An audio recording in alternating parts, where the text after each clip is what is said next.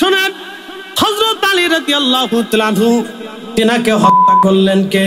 কোনো কাফের করে নাই, কোনো খ্রিস্টান করে নাই, কোনো সনাতনী করে নাই, কোনো বৌদ্ধ করে নাই, কোনো পৌত্তলিক করে নাই, কোনো নাস্তিক করে নাই। তাকে যিনি হত্যা করলেন তার নাম ছিল আব্দুর রহমান মুলজিম খারিজি। এই খারিজি উগ্রপন্থী, উগ্রবাদিতায় বিশ্বাসী ছিল। খারিজিদের আকীদা কি? খারিজেরা বলতো আমরাই মুসলমান, আমরা ছাড়া আর কেউ মুসলমান নাই। এই কেউ ঝিমাবেন না, আমার দিকে তাকান, এখান থেকে বোঝার অনেক কিছু আছে। খারিজেরা বলতো আমরাই শুধু মুসলমান, আমরা ছাড়া আর কোনো মুসলমান নাই। খারিজেরা বলতো ইনিল হুকমু ইল্লাল্লাহ, আল্লাহ ছাড়া আর কোনো হুকুম মানি না, আল্লাহর কোরআনের বিধান ছাড়া আর কোনো বিধান আমরা মানি না। কি বুঝলেন? শুনতেছেন? এগুলো কথা তো সুন্দর, কিন্তু রহস্য আছে, গলত আছে। আমাদের দেশে একদল আছে আহলুল কোরআন, ওরা বলে আমরা কোরআন ছাড়া আর কিছু মানি না। ওরা নবীজির সুন্নত মানে না, হাদিস মানে না। যারা রসুলের হাদিস মানে না, নবীর হাদিস যারা মানে না, আমরা মনে করি তারা মুসলমান হতে পারে না, তারা খারিজি। খারিজি কথা বলেন ঠিক কিনা? এই শুনে দা, ওরা বলতো আমরা আর কিছু মানি না, সাহাবী মানি না। হযরত আলী বললেন তোমরা ভুলের মধ্যে আছো, আল্লাহর কোরআন মানতে হবে, রসুলের জিন্দেগি মানতে হবে, সাহাবী মানতে হবে। যদি না মানো তাহলে আমি আলী তোমাদের সাথে সারা জীবন জিহাদ করব। যুদ্ধ লেগে গেল, সাহাবীদের সাথে খারিজিদের যুদ্ধ হয়ে গেল, কঠিন যুদ্ধ। হযরত আলী রাদিয়াল্লাহু আনহু ওনার থেকে আলাদা হয়ে গেল 12,000 দলের এক দল।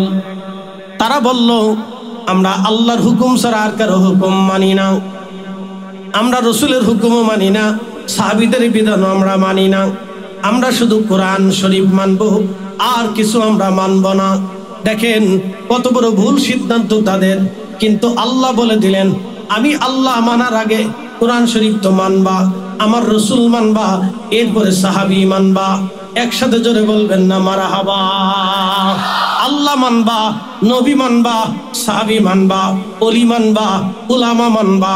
কিন্তু খারিজেরা বলল আমরা আল্লাহ মানবো, নবী মানবো না, সাহাবী মানবো না, উলামা মানবো না, আমরা আর কাউকে মানবো না, আমরা শুধু আল্লাহ মানবো।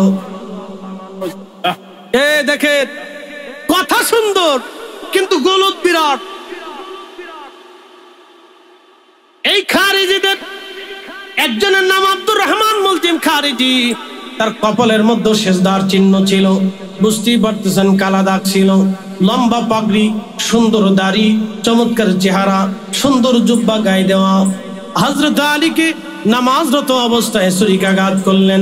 হযরত আলী শহীদ হয়ে যাবেন। 3 দিন পর্যন্ত তিনি আহত ছিলেন, রক্তক্ষরণ হলো। 3 দিন পরে তিনি শহীদ হয়ে গেলেন।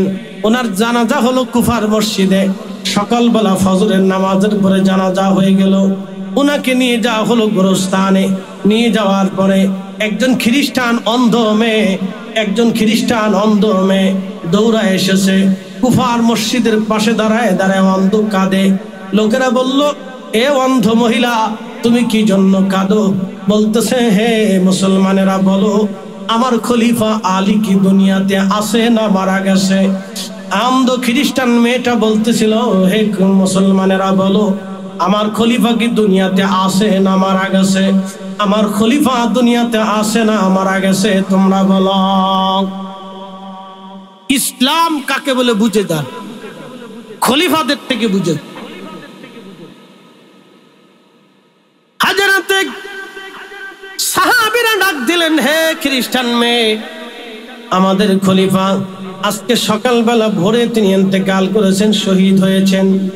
ওনার জানাজা পড়াইয়া ওনাকে দাফন কাফন করাইয়া আমরা কবরস্থ করে দিয়ে চলে আসছি। তখন মেয়েটা হাউমাউ করে কাঁদতেছিল, ডুকরিয়ে ডুকরিয়ে, আর বলে হা আমি বুঝতে পেরেছি আমার খলিফা দুনিয়াতে নাই। তখন মুসলমানরা জিজ্ঞেস করলো হে খ্রিস্টান মেয়ে তুমি খলিফা দিয়ে কি করবা? তুমি না অন্য ধর্মের, আমাদের খলিফা না মুসলমান। তো মুসলিম খলিফা দিয়ে তোমার কাজ কি বলো? তখন খ্রিস্টান মেয়েটা কেঁদে কেঁদে বলতেছিল, হে মুসলমানেরা, তোমরা জানো না আমার খলিফা কত ভালো ছিল। প্রত্যেক রাত্রিবেলা এশার নামাজ পড়ে আমার খলিফা বাইতুল মালে যাইতেন। আমি অন্ধ ছিলাম, চোখে দেখতাম না। আমার খলিফা নিজে হাতে করে আমার জন্য খাবার নিতেন, আমার বাড়িতে যাইতেন, ঘরের দরজার পাশে দাঁড়াইয়া আমার খোঁজ খবর নিতেন। আমি খাই কি খাই না, সুবিধা না অসুবিধা, আমি কেমন আছি। প্রত্যেক রাত্রিবেলা আমার খলিফা আমার খোঁজ নিয়ে তারপরে বাড়ি যাইতেন। শোনো, আজকে 3 রাত হয়েছে আমার খলিফা আমার বাড়ি যায় নাই, আমার ঘরে যায় নাই, কোনো লোক নিয়োজিত করে দিয়ে যায় নাই, লোক মারফত আমার খবর নেয় নাই। তখন আমি বুঝছি আমার খলিফাতুল মুসলিমিন আলী আর দুনিয়াতে নাই। ঠিক আমি যেটা অনুমান করেছি, আমার খলিফা আজকে দুনিয়াতে নাই। আহা, খুব ভালো করে শুনে যাবেন, এটার নাম খোলাফায়ে রাশিদ। খোলাফায়ে রাশিদ হকপন্থী খলিফা, তারা সত্যের উপরে তারা প্রতিষ্ঠিত ছিলেন, কোরআনের বিধানের উপরে তারা প্রতিষ্ঠিত ছিলেন, নবীর সুন্নতের উপরে তারা প্রতিষ্ঠিত ছিলেন। এই জন্য আল্লাহর নবী বললেন, ফাআলাইকুম বিসুন্নতি, তোমরা আমার সুন্নত মেনে চলবে, ওয়া সুন্নাতিল খুলাফায়ে রাশিদিন আল মাহদিন, আমার পরে আমার খুলাফায়ে রাশিদিনের আদর্শ মেনে চলবে। হযরত আলী একজন অন্ধ খ্রিস্টান পরিবারের ঘরে যদি খাবার পৌঁছাইতে পারে, তাহলে আমি মুসলমান হইয়া আমি কেন হিন্দুর বাড়ি খাবার পৌঁছাবো না? আমি মুসলমান হইয়া আমি কেন বৌদ্ধর বাড়ি খাবার পৌঁছাবো না? আমি মুসলমান হইয়া আমি কেন খ্রিস্টানের ঘরে খাবার পৌঁছাবো না? আমরার মুসলমানের কাজ হলো অন্য ধর্মের মানুষদেরকে নিরাপত্তা দেওয়া। আমরার মুসলমানদের কাজ হলো অন্য ধর্মের মানুষের বাড়ি অভাবের ঘরে খাবার পৌঁছানো। কথা বলেন ঠিক কিনা? ভুলে গেছি, মনে নাই? ভুলে গেছি দ্বীপ, ভুলে গেছি দ্বীপ, মনে নাই? রসুলের আদর্শ শিখে যান, এগুলি আল্লাহ রসুলের আদর্শ ছিল। শোনেন শোনেন, ভালো করে শোনেন। এক বেদুইন আসছে মসজিদে নববীতে, আইসা পেশাব শুরু করছে। এই আপনাদের এই পাশের মসজিদে যদি কোনো সনাতনী কোনো বৌদ্ধ এসে পেশাব করে, তো কি অবস্থা হবে বলেন তো? যুদ্ধ লেগে যাবে না? খালি যুদ্ধ লাগবে। বাঙালি তো হুজুগে মাতাল, একবারে কেউ বলবে ধর হিন্দুর যত গোষ্ঠী আছে আজকে সাফ করবো, এই কথা বলে মনে করছে হিন্দু কলোনিতে আক্রমণ করে বসবে। ওরা আমাদের মসজিদে পেশাব করে, ওকে সাহস কত বড়! দোষ করছে একজন, সারা বাড়ি আগুন দিয়ে জ্বালাবেন। ওই যে বাংলাদেশে বহুবার এরকম ঘটনা করছে। বেদুইন এসে নবীর মসজিদে পেশাব করতেছে, সহিহ বুখারীর হাদিস। আল্লাহ রাসূলের মসজিদে পেশাব করতেছে বেদুইন এসে। এই আমার দিকে তাকান, বেদুইন পেশাব করতেছে। সাহাবায়ে কেরাম ধরতে গেছে, এই করো কি তুমি? আল্লাহ রাসূল বললেন, সাহাবীরা থামো, পেশাব করতে দাও। একসাথে বলবেন আল্লাহু আকবার। না হয় না, জোরে জোরে জোরে, আরো জোরে জোরে জোরে, না আরো জোরে বলেন। রহমতের নবী বললেন, থামো, পেশাব করতে দাও। কোন মসজিদ বলেন তো যেই মসজিদে রিয়াজুল জান্নাহ? কোন মসজিদ বলেন তো যেই মসজিদে 1 রাকাত নামাজ পড়লে 50,000 রাকাতের সওয়াব? কোন মসজিদ বলেন তো যেই মসজিদে হাজার হাজার সাহাবী নামাজ পড়েছে? কোন মসজিদ বলেন তো যেই মসজিদের সরাসরি ইমাম রাহমাতুল লিল আলামিন? কোন মসজিদ বলেন তো যেই মসজিদে বারে বারে জিবরাইল আমিন আসছে? কোন মসজিদ বলেন তো যেই মসজিদে বহুবার কোরআনের আয়াত নাযিল হয়েছে? কোন মসজিদ বলেন তো যেই মসজিদের পাশে আম্মা জানরা নবীকে নিয়ে থাকতেন? কোন মসজিদ বলেন তো যেই মসজিদে 4 খলিফা तमाम দুনিয়া শাসন করেছে? সেই মসজিদে এসে বেদুইন পেশাব করতেছে, সাহাবীরা ধরতে গেছে, নবী বলেন, থামো, ধরো না, বাধা দিও না, পেশাব করতে দাও। ইহসান শিখে যান, এটার নাম ইহসান, দয়া। বেদুইন ভুল করলে সাহাবীরা তো করতে পারে না। আমার দিকে তাকান, আল্লাহর নবী ডাক দিলেন, সাহাবীরা থামাও, বেদুইনকে পেশাব করতে দাও। বেদুইন পেশাব শেষ করে ফেললেন। নবীজি বলেন, সাহাবীরা রে মশক করে পানি আনো, কলস ভরে পানি আনো। পানি এনে যেখানে পেশাব করেছে পানি দিয়ে ঢেলে মসজিদ পরিষ্কার করে দাও। যদি বাংলাদেশে হইতো এরকম কাটতো। الذي خلق الموت والحياة ليبلوكم أيكم أحسن عملا।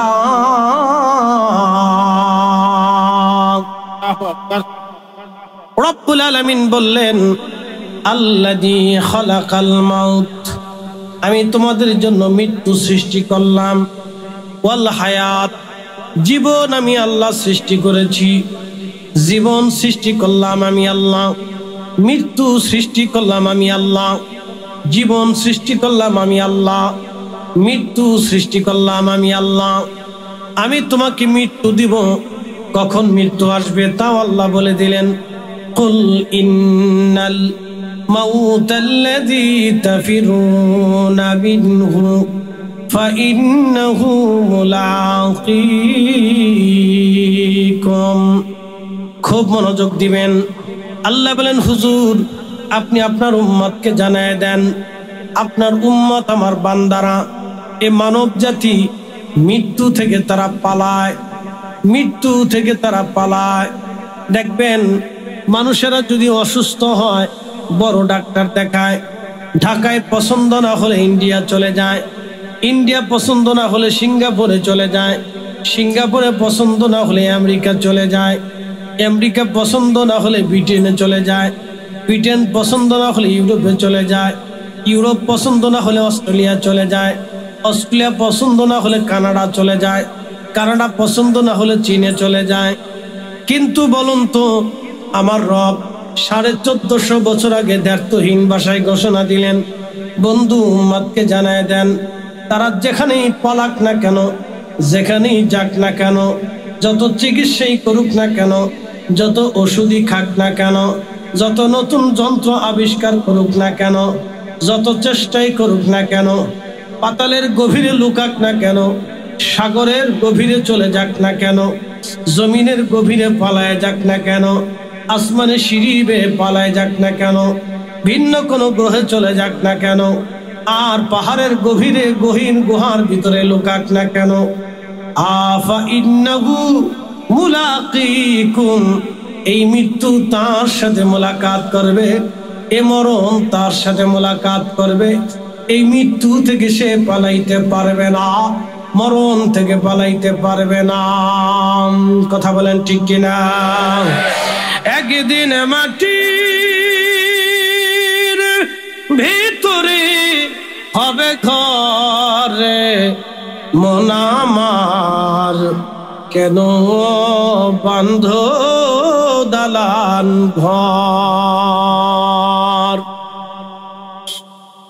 শহরের যিনি সবচেয়ে বড় প্রাসাদওয়ালা, 2-4টা বাড়ির মালিকওয়ালা, তার ঠিকানা কোথায়?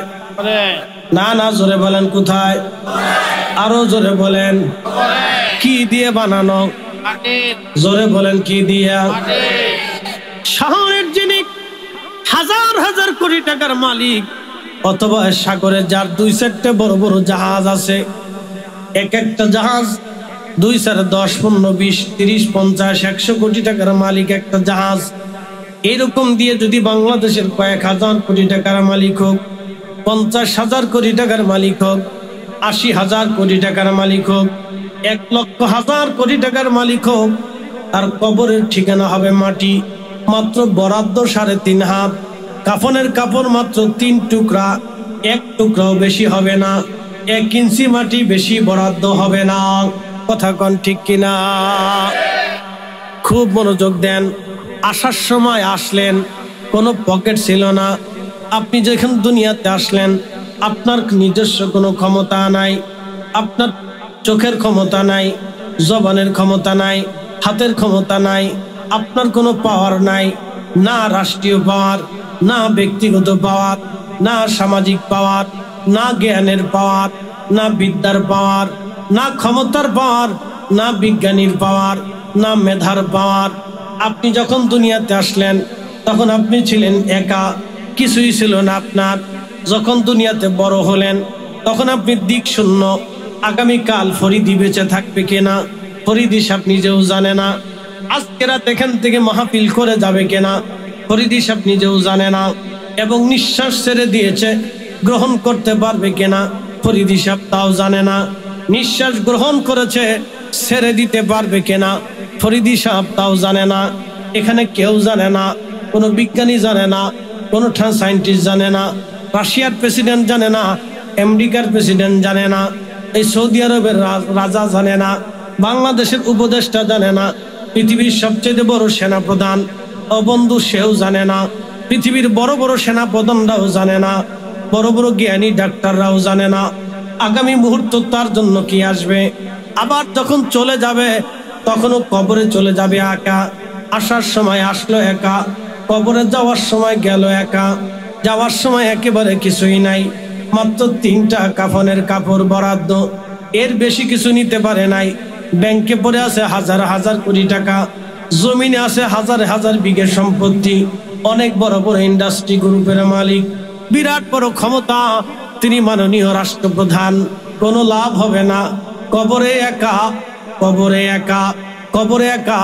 বিরাট বড় রাষ্ট্রপতি যাওয়ার সময় মাত্র 3টে কাফনের কাপড়, বিরাট বড় অর্থমন্ত্রী যাওয়ার সময় 3টে কাফনের কাপড়, বিরাট বড় স্বরাষ্ট্রমন্ত্রী যাওয়ার সময় কাফনের কাপড়, বিরাট বড় ক্ষমতাওয়ালা সেনা প্রধান যাওয়ার সময় 3টে কাফনের কাপড়, বিরাট বড় পুলিশ প্রধান যাওয়ার সময় 3টে কাফনের কাপড়। এর বেশি কিছু বরাদ্দ হবে না। কথা বলেন ঠিক কিনা? তারপরেও মানুষ চুরি করে, তারপরেও মানুষের গরিবের রক্ত চুষে খায়। কি কথা কন না? তারপরেও মানুষ গরিবের রক্ত চুষে খায়।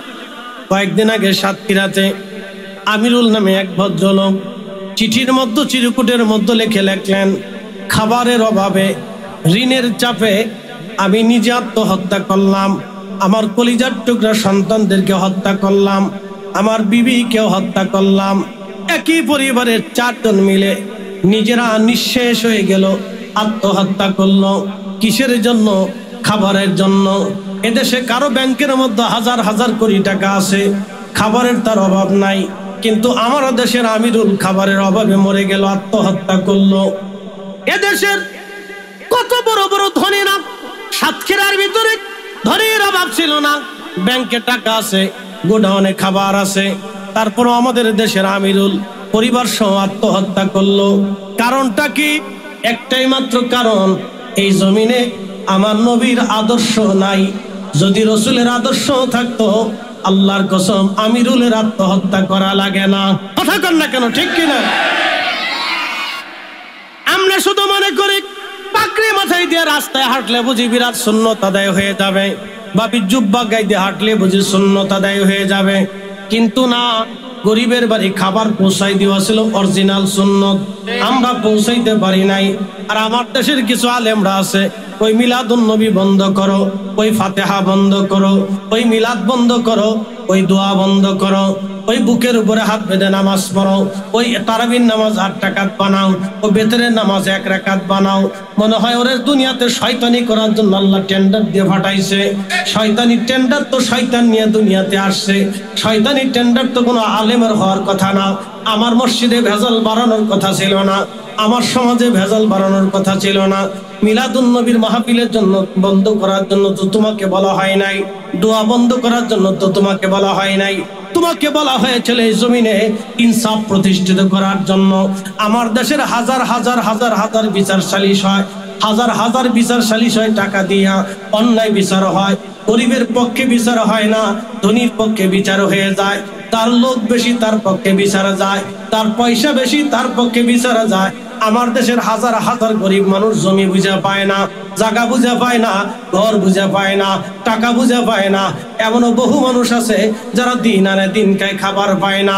আমাদের আলেমদের দায়িত্ব ছিল গরিব মানুষের ঘরে খাবার পৌঁছানো, আমাদের দায়িত্ব ছিল দুনিয়াতে ইনসাফ প্রতিষ্ঠিত করা। কথা বলেন ঠিক কিনা? কোনো ভারী নেই।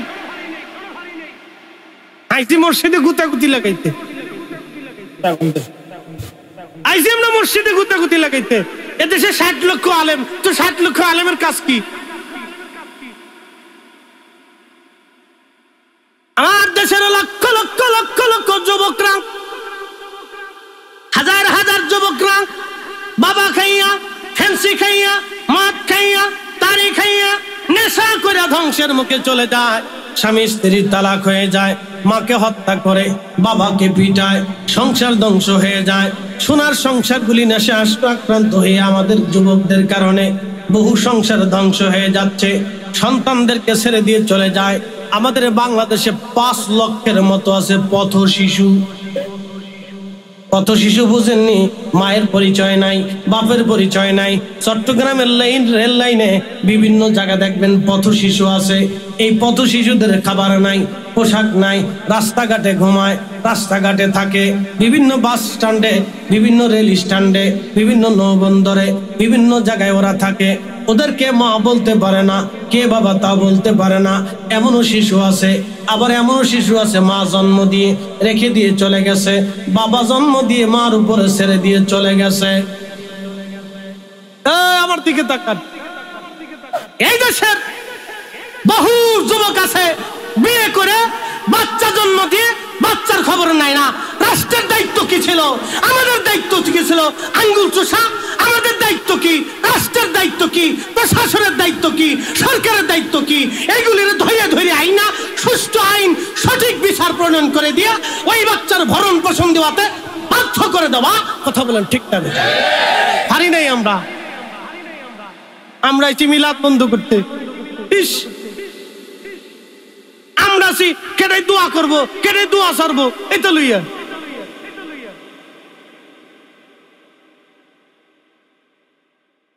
শুনিয়া যান চট্টগ্রামবাসী, আমি জানি কথাগুলি অনেকের কষ্ট লাগলেও আমি বাস্তবসম্মত কথা বলার চেষ্টা করি। আমার রাষ্ট্র সুন্দর হবে, সমাজ সুন্দর হবে, আমরা সুন্দর হব। আল্লাহ আমাদের তৌফিক দান করুন, জোরে বলেন আমিন। রহমতের নবী দুনিয়ার ভিতরে এসেছিলেন, তিনি 40 বছরে কোরআন নাজিল হলো। 40 বছরের সময় কোরআন শরীফ নাজিল হলো। তাহলে বাকি 40 বছর নবীজি দুনিয়াতে কি কাজ করেছিলেন বলে বলতে পারবেন কেউ? এই 40 বছর আল্লাহর নবী দুনিয়াতে কি করেছিলেন বলেন? কি দায়িত্ব ছিল আল্লাহ রসুলের? কাজ কি ছিল? আল্লাহর নবীর একটা কাজ ছিল এই 40 বছরে, সেই কাজটা হলো আমানতদারিতা।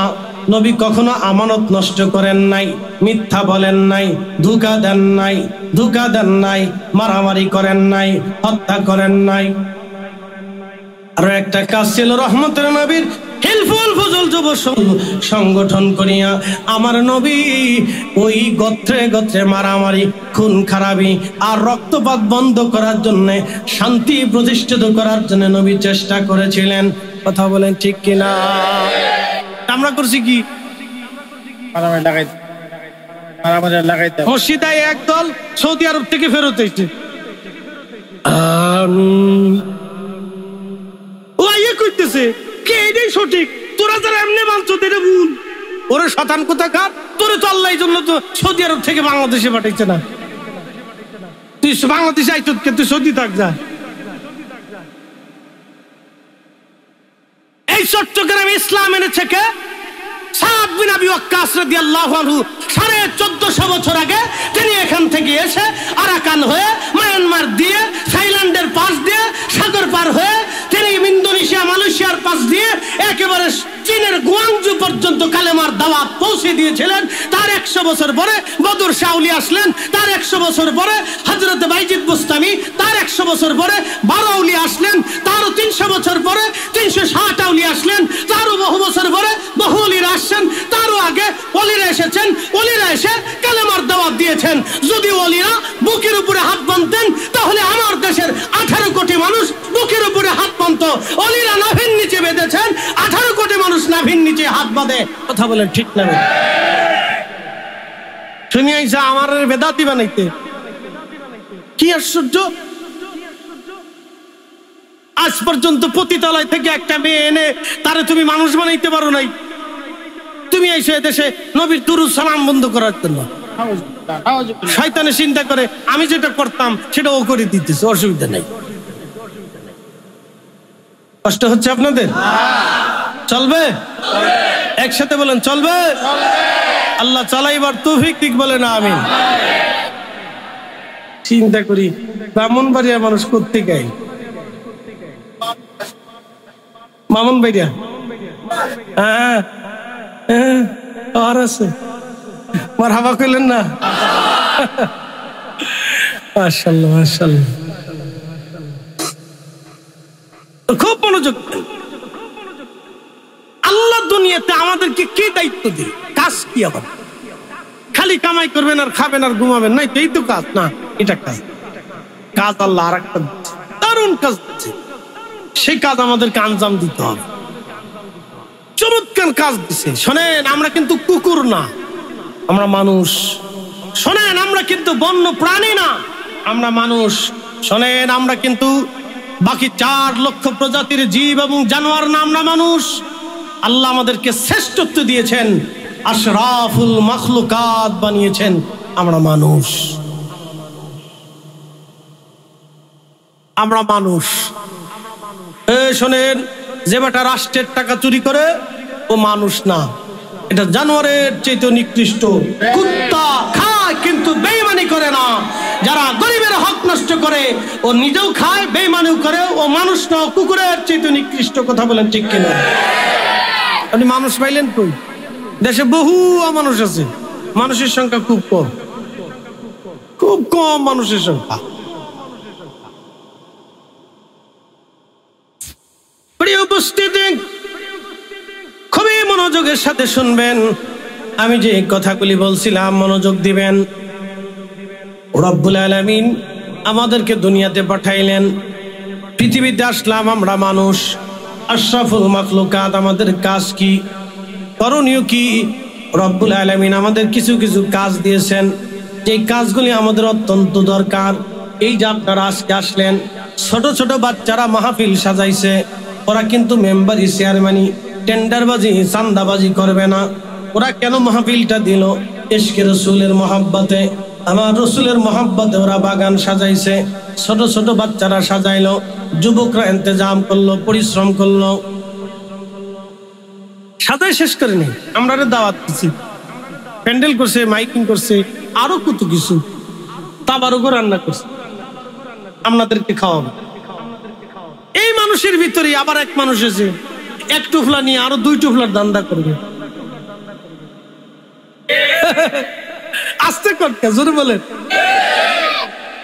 এই মানুষের ভিতরে মানুষ আছে, ও আজও শুনবে, টুফলা 1টার পরিবর্তে 4টে নেওয়ার ধান্দা করবে। আবার এই মানুষই মসজিদে নামাজ পড়তে যাবে, ভালো জুতা জোড়া চুরি করে নিয়ে আসবে। এরা মানুষ। তো মানুষ কই পেলেন আপনি? মানুষের সংখ্যা খুব কম, খুব কম আছে। খুব মনোযোগ দিয়ে শুনবেন। আল্লাহর জমিনে রব্বুল আলামিন আমাদেরকে মানুষ বানায়া দুনিয়াতে পাঠাইলেন, আমরা মানুষ। কাজ কি আমাদের? মানুষ হইয়া ভবেতে আসিয়া মানুষের করিলাম কি? মানুষ হইয়া ভবেতে আসিয়া মানুষের করিলাম কি? নবী না মানিলাম কি যে ভুল করিলাম, নবী না মানিলাম কি যে ভুল করিলাম, ভস্মে ডালিলাম ঘি। মানুষ হইয়া ভবেতে আসিয়া মানুষের করিলাম কি? চট্টগ্রামবাসী, মাইকের আওয়াজ বহু দূরে যায়, বাবাজিরা খুব মনোযোগের সাথে শুনবেন, লম্বা সময় নেব না। বলছিলাম লা ইলাহা ইল্লাল্লাহ, আল্লাহ ছাড়া আর কোনো মাবুদ দুনিয়ার সৃষ্টিতে নাই, আল্লাহ ছাড়া কোনো ইলাহ নাই। সেই রব আমাদেরকে বললেন, হে আমার বান্দারা, ফাবি আইয়ি রাব্বিকুমা তুকাযিবান। আমি আল্লাহর দেওয়া কোন কোন নিয়ামত আছে তুমি অস্বীকার করবে বলো? আমি আল্লাহর দেওয়া কোন কোন নিয়ামত আছে অস্বীকার করবে বলো? সৃষ্টির ভিতরে রব্বুল আলামিন যা সৃষ্টি করলেন সবই মানুষের জন্য বানাইলেন। সূর্য কেন উদিত হয়? সূর্যের আলো দেয়, 1 সেকেন্ড দেরি হবে না, 1 সেকেন্ড দেরি হবে না, আগে উঠবে না পরে উঠবে না, আল্লাহর নির্ধারিত সীমায় নিয়ে সূর্য উদিত হবে, সূর্য আবার ডুবে যাবে। খুব মনোযোগ দিয়ে শুনবেন, চাঁদ আল্লাহর নির্দিষ্ট সময়ে উঠবে, নির্দিষ্ট কক্ষপথে পরিচালিত হবে। মনোযোগ দিয়ে শুনে যাবেন, আল্লাহর প্রত্যেকটা সৃষ্টি আল্লাহর আইন মেনে চলে। এমন কোন সৃষ্টি নাই যে সৃষ্টি আল্লাহর আইন না মানে। আকাশের সূর্য আল্লাহর আইন মানে। রব্বুল আলামিন কোরআনে বলে দিলেন, আশ-শামসু ওয়াল কমারু বিহুসবানি ওয়ান নাজমু ওয়াশ-শাজারু ইয়াসজুদান।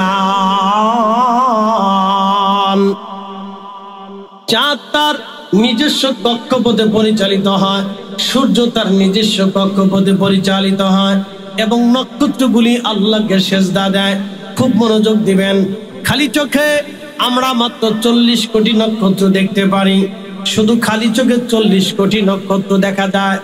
বাদ বাকি নক্ষত্র দেখতে হলে বৈজ্ঞানিক থিওরি নিয়ে বনম নক্ষত্রগুলি দেখতে হবে।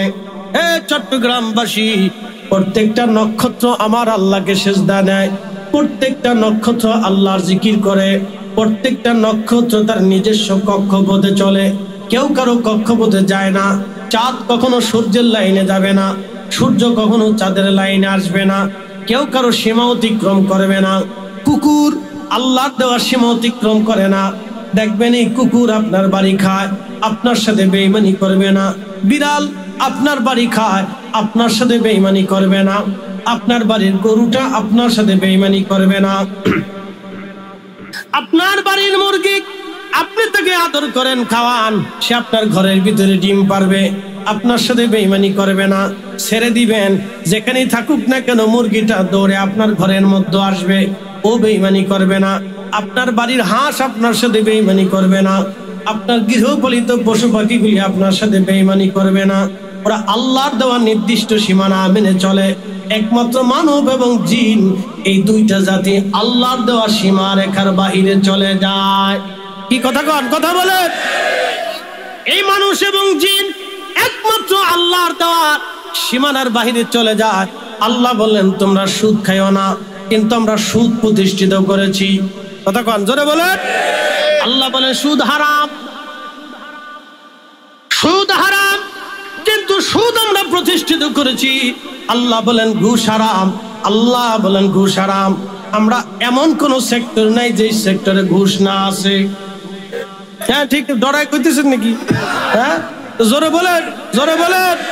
এই হাত উঁচা করে বলেন, না হাত উঁচা করে বলেন। এমনকি হসপিটালের বউ আরো কটা পয়সা না দিলে সিট ঠিক মতো দেয় না। কি আশ্চর্য! কোন দেশে বাস করি আপনি বলেন তো? সুইপারের মাল না খেলেও ঝাড়ু দেয় না। কি আশ্চর্য দেশে বাস করতেছে আপনি চিন্তা করেন।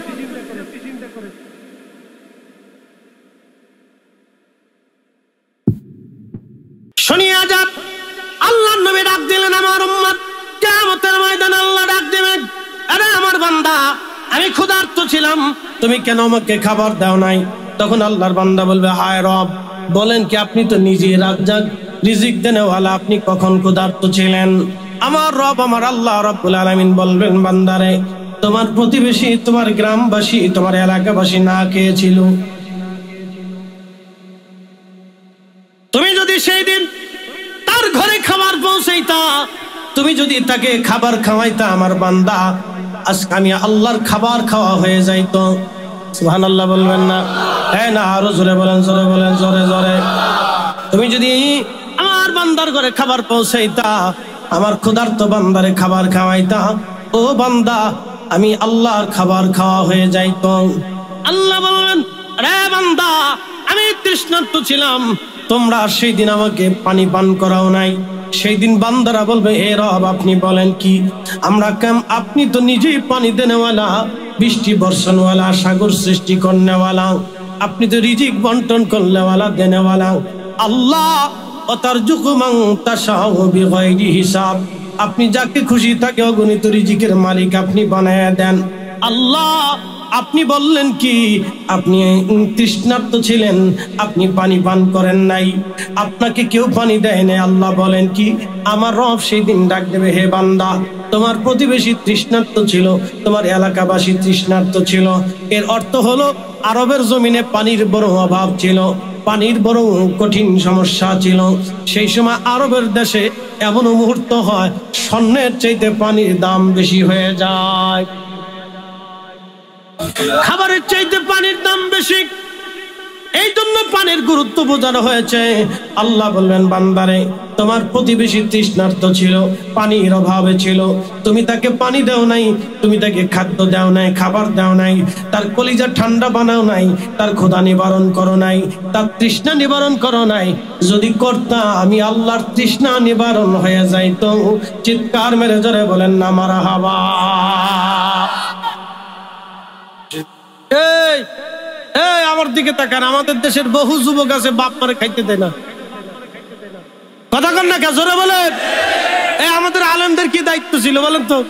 খালি মসজিদ ইমামতি করা? আমাদের আলেমদের দায়িত্ব কি দোয়া বন্ধ করা? আমার আলেমদের দায়িত্ব কি মাহফিল বন্ধ করা, মিলাদুন নবী বন্ধ করা, দুরূদ বন্ধ করা, সালাম বন্ধ করা, এই ফাতিহা বন্ধ করা, মানুষকে খাওয়ানো বন্ধ করা? আমরা আলেমদের দায়িত্ব ছিল সারা এলাকার কমিটি গঠন করে যেই ছেলে বাপ করে খাবার দেবে না ওরা ধরে এনে বাটাম চালান দেওয়া।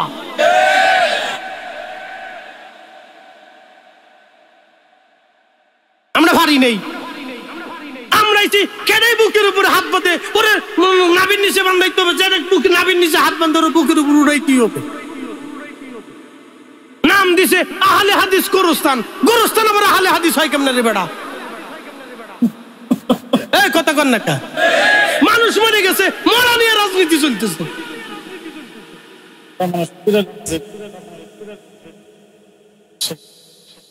কি কইতাম আপনার বলেন তো? আমার দেশের হাজার হাজার যুবক, হাজার হাজার মানুষ বাবা মারে খাবার দেয় না, মাকে খাইতে দেয় না, বাবাকে খাইতে দেয় না, খাবারই তো দেয় না, চিকিৎসা কখন করবে বাপ? শুধু বলবেন দরিদ্র ফ্যামিলির ভিতরে, অশিক্ষিত ফ্যামিলি না, শিক্ষিত আছে। কি ভাবতেছেন? যদি দেখতে চান বৃদ্ধাশ্রমে চলে যান, যা দেখবেন অধিক শিক্ষিত মানুষের সন্তানরা বাবা মারে বৃদ্ধাশ্রমে পাঠাইছে। এই সমস্ত শিক্ষিতদেরকে ধরে আইনা এই গুলিস্তানের মরে, যাত্রামারির মরে বাটাম চালান দিলে সোজা হয়ে যাবে। আমরার কাজ তো এটা ছিল।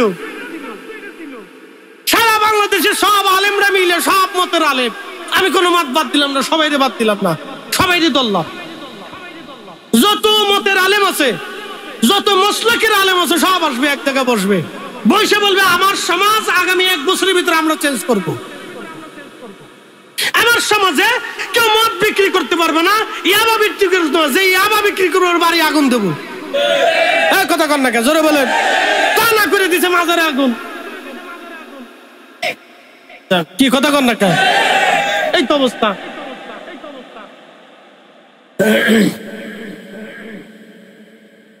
হাজার হাজার হাজার হাজার যুবকরা নেশায় আক্রান্ত হয়ে কত সংসার। প্রিয় উপস্থিতি, হাজিরিন, আল্লাহ আমাদেরকে বুঝার তৌফিক দান করুন বলে না। আমি কিছু কথা পেলাম বুঝের কথা, আমি জানি এটা হবে বলে, হুজুর কেন হবে না? দল্লিন আর জল্লিন নিয়ে ফিটে ফিটে আছে, ওই তো না। দল্লিন আর জল্লিন ফিটি ফিটি ওই তো না। একসাথে জোরে বলবেন আল্লাহু আকবার, জোরে বলেন, জোরে জোরে জোরে জোরে, হাত উঁচা করে বলেন, হাত উঁচা করে, আল্লাহ হাত উঁচা করে। নারে রিসালাত, নারে গাউসিয়া, আহলে সুন্নাত ওয়াল জামাত, পবিত্র ঈদে মিলাদুন নবী। প্রিয় উপস্থিতি, হাজিরিন, ভালো করে শুনুন। রব্বুল আলামিন কিয়ামতের ময়দানে জিজ্ঞেস করবে, বান্দা আমি অসুস্থ ছিলাম, আমি কি ছিলাম না? জোরে বলে। আল্লাহ অসুস্থ? আল্লাহ তো নিজেই শাফি, শেফা করনে বলা। কঠিন হাসরের মাঠে রব্বুল আলামিন বলবে, হে আমার বান্দারা, আমি অসুস্থ ছিলাম, তোমরা আমার সেবা করো নাই। আল্লাহর বান্দারা বলবে, রব বলেন কি? কি বলেন আপনি? আল্লাহ আল্লাহ আপনি বলেন কি? আপনি আবার কখন অসুস্থ হলেন গো রব্বুল আলামিন? আমার আল্লাহ বলবেন, বান্দারে, তোমার প্রতিবেশী, তোমার এলাকাবাসী অসুস্থ ছিল। আল্লাহ ডাক দিবে, হে বান্দা, তোমার এলাকাবাসী অসুস্থ ছিল, তুমি তার সেবা করো নাই, তুমি তার চিকিৎসা করো নাই। টাকার অভাবে আমার বান্দা ওষুধ কিনতে পারে নাই, টাকার অভাবে আমার বান্দা অপারেশন করতে পারে নাই, টাকার অভাবে ভালো ডাক্তার আমার বান্দা দেখাইতে পারে নাই। দুঃখে দুঃখে দুঃখে দুঃখে কষ্ট করে করে ব্যথা নিয়ে নিয়ে আমার বান্দা মারা গেছে। ও বান্দা, সেই দিন যদি তুমি আমার বান্দারে চিকিৎসা করাইতা, সেবা করাইতা, আমি রব্বুল আলামিনের চিকিৎসা করানো হয়ে যাইতো। একবার জোরে বলা যাবে কি মারহাবা? এ ধর্ম গেল কোথায়? এই ধর্ম গেল কোথায়? এটা অরিজিনাল অরিজিনাল অরিজিনাল রাসূলের সুন্নাত, অরিজিনাল রাসূলের সুন্নাত। এটা অরিজিনাল রাসূলের আদর্শ আমরা বাস্তবায়ন করতে পারি। উপস্থিতি হাজিরিন, খুব মনোযোগ দিবেন। মুসলমান চট্টগ্রামবাসী, আমাদের এই সুন্নতগুলি বাস্তবায়ন করার দরকার। নবী বললেন, মান আহাব্বা সুন্নতি ফাকাদ আহাব্বানি, যে আমার সুন্নতকে ভালোবাসে সে আমাকে ভালোবাসে। ও মান আহাব্বানি কানা মাই ফিল জান্নাহ, যে আমাকে ভালোবাসে সে আমার সাথে আল্লাহর জান্নাতে চলে যাবে। চিৎকার করে জোরে বলেন না মারহাবা। এই শুনেন, হযরত আলী রাদিয়াল্লাহু তাআলা আনহু, তিনাকে হত্যা করলেন কে? কোন কাফের করে নাই, কোন খ্রিস্টান করে নাই, কোন সনাতনী করে নাই, কোন বৌদ্ধ করে নাই, কোন পৌত্তলিক করে নাই, কোন নাস্তিক করে নাই। তাকে যিনি হত্যা করলেন তার নাম ছিল আব্দুর রহমান মুলজিম খারিজি। এই খারিজি উগ্রপন্থী, উগ্রবাদিতায় বিশ্বাসী ছিল। খারিজিদের আকীদা কি? খারিজেরা বলতো, আমরাই মুসলমান, আমরা ছাড়া আর কেউ মুসলমান নাই। এই কেউ ঝিমাবেন না, আমার দিকে তাকান, এখান থেকে বোঝার অনেক কিছু আছে। খারিজেরা বলতো, আমরাই শুধু মুসলমান, আমরা ছাড়া আর কোনো মুসলমান নাই।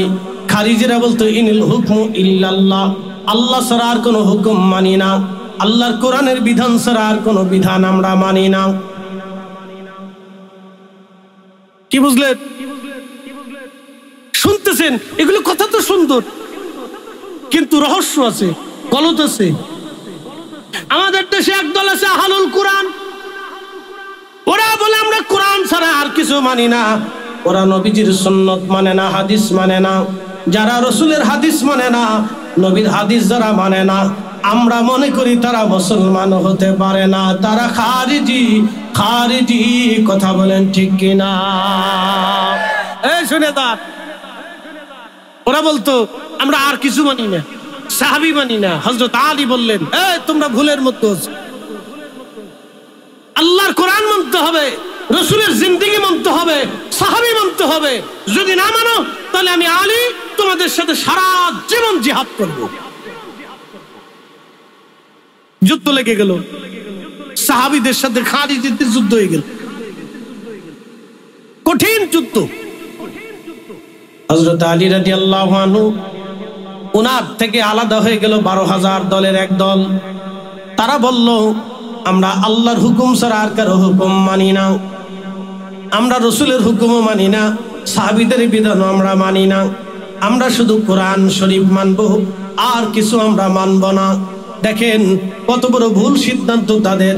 কিন্তু আল্লাহ বলে দিলেন, আমি আল্লাহ মানার আগে কোরআন শরীফ তো মানবা, আমার রসুল মানবা, এরপরে সাহাবী মানবা। একসাথে জোরে বলবেন না মারহাবা। আল্লাহ মানবা, নবী মানবা, সাহাবী মানবা, ওলি মানবা, উলামা মানবা। কিন্তু খারিজেরা বলল আমরা আল্লাহ মানবো, নবী মানবো না, সাহাবী মানবো না, উলামা মানবো না, আমরা আর কাউকে মানবো না, আমরা শুধু আল্লাহ মানবো। দেখে কথা সুন্দর কিন্তু গলত বিরাট। এই খারিজিদের একজনের নাম আব্দুর রহমান মুলজিম খারিজি। তার কপালের মধ্যে সেজদার চিহ্ন ছিল, বুঝতেই পারতেছেন কালা দাগ ছিল, লম্বা পাগড়ি, সুন্দর দাড়ি, চমৎকার চেহারা, সুন্দর জুব্বা গায়ে দেওয়া। হযরত আলীকে নামাজরত অবস্থায় ছুরিকাঘাত করলেন। হযরত আলী শহীদ হয়ে যাবেন। 3 দিন পর্যন্ত তিনি আহত ছিলেন, রক্তক্ষরণ হলো। 3 দিন পরে তিনি শহীদ হয়ে গেলেন। ওনার জানাজা হলো কুফার মসজিদে। সকালবেলা ফজরের নামাজের পরে জানাজা হয়ে গেল। ওনাকে নিয়ে যাওয়া হলো গোরস্থানে। নিয়ে যাওয়ার পরে একজন খ্রিস্টান অন্ধ মেয়ে দৌড়া এসেছে। কুফার মসজিদের পাশে দাঁড়ায় অন্ধ কাঁদে। লোকেরা বলল, এ অন্ধ মহিলা, তুমি কি জন্য কাঁদো? বলতেছে, হে মুসলমানেরা বলো, আমার খলিফা আলী কি দুনিয়াতে আছে না মারা গেছে? অন্ধ খ্রিস্টান মেয়েটা বলতেছিল, হে মুসলমানেরা বলো, আমার খলিফা কি দুনিয়াতে আছে না মারা গেছে? আমার খলিফা দুনিয়াতে আছে না মারা গেছে, তোমরা বলো। ইসলাম কাকে বলে বুঝে যান, খলিফাদের থেকে বুঝে। হাজারাতে সাহাবীরা ডাক দিলেন, হে খ্রিস্টান মেয়ে, আমাদের খলিফা আজকে সকালবেলা ভোরে তিনি ইন্তেকাল করেছেন, শহীদ হয়েছেন। ওনার জানাজা পড়াইয়া ওনাকে দাফন কাফন করাইয়া আমরা কবরস্থ করে দিয়ে চলে আসছি। তখন মেয়েটা হাউমাউ করে কাঁদতেছিল, ডুকরিয়ে ডুকরিয়ে, আর বলে, হা, আমি বুঝতে পেরেছি আমার খলিফা দুনিয়াতে নাই। তখন মুসলমানরা জিজ্ঞেস করলো, হে খ্রিস্টান মেয়ে, তুমি খলিফা দিয়ে কি করবা? তুমি না অন্য ধর্মের, আমাদের খলিফা না মুসলমান, তো মুসলিম খলিফা দিয়ে তোমার কাজ কি বলো? তখন খ্রিস্টান মেয়েটা কেঁদে কেঁদে বলতেছিল, হে মুসলমানেরা, তোমরা জানো না আমার খলিফা কত ভালো ছিল। প্রত্যেক রাত্রিবেলা এশার নামাজ পড়ে আমার খলিফা বাইতুল মালে যাইতেন। আমি অন্ধ ছিলাম, চোখে দেখতাম না। আমার খলিফা নিজে হাতে করে আমার জন্য খাবার নিতেন, আমার বাড়িতে যাইতেন, ঘরের দরজার পাশে দাঁড়াইয়া আমার খোঁজ খবর নিতেন। আমি খাই কি খাই না, সুবিধা না অসুবিধা, আমি কেমন আছি, প্রত্যেক রাত্রিবেলা আমার খলিফা আমার খোঁজ নিয়ে তারপরে বাড়ি যাইতেন। শোনো, আজকে 3 রাত হয়েছে আমার খলিফা আমার বাড়ি যায় নাই, আমার ঘরে যায় নাই, কোনো লোক নিয়োজিত করে দিয়ে যায় নাই, লোক মারফত আমার খবর নেয় নাই। তখন আমি বুঝছি আমার খলিফাতুল মুসলিমিন আলী আর দুনিয়াতে নাই। ঠিক আমি যেটা অনুমান করেছি, আমার খলিফা আজকে দুনিয়াতে নাই। আহা, খুব ভালো করে শুনে যাবেন, এটার নাম খোলাফায়ে রাশিদ। খোলাফায়ে রাশিদ হকপন্থী খলিফা, তারা সত্যের উপরে তারা প্রতিষ্ঠিত ছিলেন, কোরআনের বিধানের উপরে তারা প্রতিষ্ঠিত ছিলেন, নবীর সুন্নতের উপরে তারা প্রতিষ্ঠিত ছিলেন। এই জন্য আল্লাহর নবী বললেন, ফাআলাইকুম বিসুন্নতি, তোমরা আমার সুন্নত মেনে চলবে, ওয়া সুন্নাতিল খুলাফায়ে রাশিদিন আল মাহদিন, আমার পরে আমার খুলাফায়ে রাশিদিনের আদর্শ মেনে চলবে। হযরত আলী একজন অন্ধ খ্রিস্টান পরিবারের ঘরে যদি খাবার পৌঁছাইতে পারে, তাহলে আমি মুসলমান হইয়া আমি কেন হিন্দুর বাড়ি খাবার পৌঁছাবো না? আমি মুসলমান হইয়া আমি কেন বৌদ্ধর বাড়ি খাবার পৌঁছাবো না? আমি মুসলমান হইয়া আমি কেন খ্রিস্টানের ঘরে খাবার পৌঁছাবো না? আমরার মুসলমানের কাজ হলো অন্য ধর্মের মানুষদেরকে নিরাপত্তা দেওয়া। আমরার মুসলমানদের কাজ হলো অন্য ধর্মের মানুষের বাড়ি অভাবের ঘরে খাবার পৌঁছানো। কথা বলেন ঠিক কিনা? ভুলে গেছি, মনে নাই, ভুলে গেছি দ্বীপ, ভুলে গেছি দ্বীপ, মনে নাই। রসুলের আদর্শ শিখে যান, এগুলি আল্লাহ রসুলের আদর্শ ছিল। শোনেন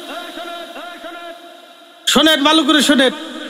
এক বেদুইন আসছে মসজিদে নববীতে, আইসা পেশাব শুরু করছে। এই আপনাদের এই পাশের মসজিদে যদি কোনো সনাতনী কোন বৌদ্ধ এসে পেশাব করে তো কি অবস্থা হবে বলেন তো? যুদ্ধ লেগে যাবে না? খালি যুদ্ধ লাগবে। বাঙালি তো হুজুগে মাতাল, একবারে কেউ বলবে ধর হিন্দুর যত গোষ্ঠী আছে আজকে সাফ করবো, এই কথা বলে মনে করছে হিন্দু কলোনিতে আক্রমণ করে বসবে। ওরা আমাদের মসজিদে পেশাব করে, ওকে সাহস কত বড়! দোষ করছে একজন, সারা বাড়ি আগুন দিয়ে জ্বালাবেন। ওই যে বাংলাদেশে বহুবার এরকম ঘটনা করছে। বেদুইন এসে নবীর মসজিদে পেশাব করতেছে, সহিহ বুখারীর হাদিস। আল্লাহ রাসূলের মসজিদে পেশাব করতেছে বেদুইন এসে। এই আমার দিকে তাকান, বেদুইন পেশাব করতেছে। সাহাবায়ে কেরাম ধরতে গেছে, এই করো কি তুমি? আল্লাহ রাসূল বললেন, সাহাবীরা থামো, পেশাব করতে দাও। একসাথে বলবেন আল্লাহু আকবার। না হয় না, জোরে জোরে জোরে, আরো জোরে জোরে জোরে, না আরো জোরে বলেন। রহমতের নবী বললেন থামো, পেশাব করতে দাও। কোন মসজিদ বলেন তো? যেই মসজিদে রিয়াজুল জান্নাহ। কোন মসজিদ বলেন তো? যেই মসজিদে 1 রাকাত নামাজ পড়লে 50,000 রাকাতের সওয়াব। কোন মসজিদ বলেন তো? যেই মসজিদে হাজার হাজার সাহাবী নামাজ পড়েছে। কোন মসজিদ বলেন তো? যেই মসজিদের সরাসরি ইমাম রাহমাতুল লিল আলামিন। কোন মসজিদ বলেন তো? যেই মসজিদে বারে বারে জিবরাইল আমিন আসছে। কোন মসজিদ বলেন তো? যেই মসজিদে বহুবার কোরআনের আয়াত নাযিল হয়েছে। কোন মসজিদ বলেন তো? যেই মসজিদের পাশে আম্মা জানরা নবীকে নিয়ে থাকতেন। কোন মসজিদ বলেন তো? যেই মসজিদে 4 খলিফা तमाम দুনিয়া শাসন করেছে। সেই মসজিদে এসে বেদুইন পেশাব করতেছে। সাহাবীরা ধরতে গেছে, নবী বলেন থামো, ধরো না, বাধা দিও না, পেশাব করতে দাও। ইহসান শিখে যান, এটার নামে ইহসান, দয়া। বেদুইন ভুল করলে সাহাবীরা তো করতে পারে না। আমার দিকে তাকান, আল্লাহর নবী ডাক দিলেন, সাহাবীরা থামো, বেদুইনকে পেশাব করতে দাও। বেদুইন পেশাব শেষ করে ফেললেন। নবীজি বলেন, সাহাবীরা রে মশক করে পানি আনো, কলস ভরে পানি আনো। পানি এনে যেখানে পেশাব করেছে পানি দিয়ে ঢেলে মসজিদ পরিষ্কার করে দাও। যদি বাংলাদেশে হইতো এরকম কাটতো। আল্লাহ রাসূল বললেন, সাহাবীরা পানি দিয়ে মসজিদ পরিষ্কার করো। একসাথে বলবেন আল্লাহু আকবার। মসজিদ পরিষ্কার করে দাও। মসজিদ পরিষ্কার হয়ে গেল। রাসূল করিম বেদুইনকে বসায় বললেন, হে বেদুইন, শোনো, এটা মসজিদ, আল্লাহর ঘর, পবিত্র জায়গা। এটা পেশাবের জায়গা। এখানে কোরআন তেলাওয়াত হয়, এখানে সালাত হয়, এখানে নামাজ হয়, এখানে জিকির হয়। এটা পবিত্র জায়গা। সুন্দর করে বেদুইনকে বুঝাইলেন, বেদুইন বুঝে গেল। একসাথে বলবেন না মারহাবা? না আরো জোরে জোরে জোরে বলেন, জোরে। হ্যাঁ, এটার নাম ইসলাম। এটা রাসূল শিখিয়ে গেছেন। হ্যাঁ, এটাই শিখিয়ে গেছেন। যদি বলেন রাসূল একটা ভুল ছিল, তাহলে আপনি ঠিক করে দেন। আর আপনি মুসলমান আছেন কিনা ভালো করে লুঙ্গির কাপড় উঁচু করে টর্চ লাইট মেরে দেখতে হবে আপনার মুসলমানি দিচ্ছে কিনা, খাতনা করছে কি।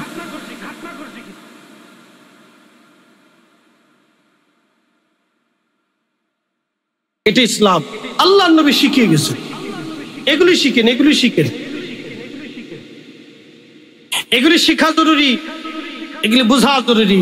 আল্লাহর নবী বলতেন, হে আমার উম্মত, মাল্লাম ইয়ারহামিন নাস ওয়া মাল্লাম ইয়ারহামিল্লাহ, মানুষকে দয়া করো, আল্লাহর কাছ থেকে দয়া পাবা।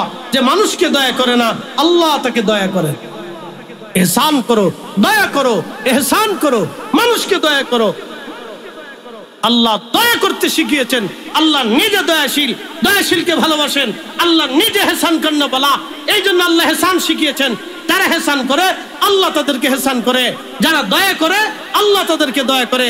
আল্লাহ নিজের নাম রহমান, নিজের নাম রহিম, আল্লাহ দয়া করে। বলে হুজুর আল্লাহ কেমনে দয়া করলো? এই যে বৃষ্টি দেয়, এই যে বৃষ্টি দেয়, এই যে খাবার দেয়, এত আল্লাহর অবাধ্য হলেন। এখানে বহু মানুষ আছে মাগরিব পড়ে নাই, এশা পড়ে নাই, ফজর পড়বে না, এই 1 সপ্তাহের ভিতরে নামাজ পড়ে নাই। বহু আছে জুমার নামাজটাও পড়ে নাই, তারপরে আল্লাহ তারে খাবার দেয়, অক্সিজেন দেয়। বহু মানুষ আছে জীবনেও কোনোদিন আল্লাহকে আল্লাহ বলে স্বীকার করে না। পাথরের সামনে, প্রতিমার সামনে, মূর্তির সামনে, সূর্যের সামনে, আগুনের সামনে, নগরের সামনে, ওই কি বলে আপনার এই সূর্যের সাগরের সামনে মাথা নত করে সেজদায় পড়ে পূজা অর্চনা করে তাকে খোদা মানে, তাকেই প্রভু বিশ্বাস করে, তারপরে আল্লাহ তারে খাবার দেয়, তারে রিজিক দেয়, নিঃশ্বাস দেয়, সূর্য উঠায়, আলো দেয়, বৃষ্টি দেয়, তার অসুস্থতা সুস্থ করে আল্লাহ তারপরেও দয়া করে। একসাথে বলবেন না মারহাবা? আল্লাহ তারপরেও দেয়। এই জন্য তার নাম রহমান, এই জন্য তার নাম রহিম। যদি দুইটা নাম না থাকতো তাহলে পৃথিবী ধ্বংস হয়ে যেত, সূর্যের আলো বন্ধ হয়ে যাইত, পৃথিবীতে আগুন ধরে যাইত, সাগর শুকিয়ে যাইত, বৃষ্টি বন্ধ হয়ে যাইত, পাথর পড়া শুরু হতো, জমিনের ভিতর থেকে আগুন বের হতো। আল্লাহ রহমান, আল্লাহ রহিম। এই জন্য যে দয়া করে আল্লাহ তাকে ভালোবাসে, যে দয়াশীল আল্লাহ তাকে ভালোবাসে। এই জন্য রসুলের নাম ছিল রাহমাতুল্লিল, জোরে বলেন রাহমাতুল্লিল, একসাথে বলেন রাহমাতুল্লিল বিল মুমিনিনা রাউফুর রহিম, বিল মুমিনিনা রাউফুর রহিম, বিল মুমিনিনা রাউফুর রহিম। দয়া করাকে নবী দয়া করতেন, দয়াশীল ছিলেন, নবী রহমত ছিলেন, রহমাতুল্লিল আলামিন ছিলেন। রসুলের জামানাতে যুদ্ধ হলো, বহু যুদ্ধ, মক্কা বিজয় হলো, বদরের যুদ্ধ হলো, উহুদের যুদ্ধ হলো, হুনাইনের যুদ্ধ হলো। রসুল করিম নিজে যুদ্ধে ছিলেন, নিজে যুদ্ধ উপস্থিত ছিলেন। আল্লাহর নবী যুদ্ধ করার আগে রসুল করিম সাহাবে কিরামের সামনে দাঁড়ায় বলতেন, হে সাহাবীরা, তোমরা খোদার জমিনে খোদার কালেমা, খোদার আইন, খোদার দিন, খোদার বিশ্বাস, খোদার দেওয়া পতাকা, আমি রসুলের দেওয়া আদর্শ বাস্তবায়নের জন্য তোমরা আজকে এক বিশাল বড় প্রতিরোধ আর দুশ্মনের সামনে তোমরা দাঁড়িয়েছ। যারা জমিনে আল্লাহকে মিটিয়ে দিতে চায়, তোমরা তাদের সামনে আজকে দাঁড়িয়েছ। শোনো, জয় পরাজয় অস্ত্র দিয়ে, ক্ষমতা দিয়ে, শক্তি দিয়ে কখনো জয় পরাজয় হয় না। জয় পরাজয় আল্লাহর আসমান থেকে বাজেট হয়।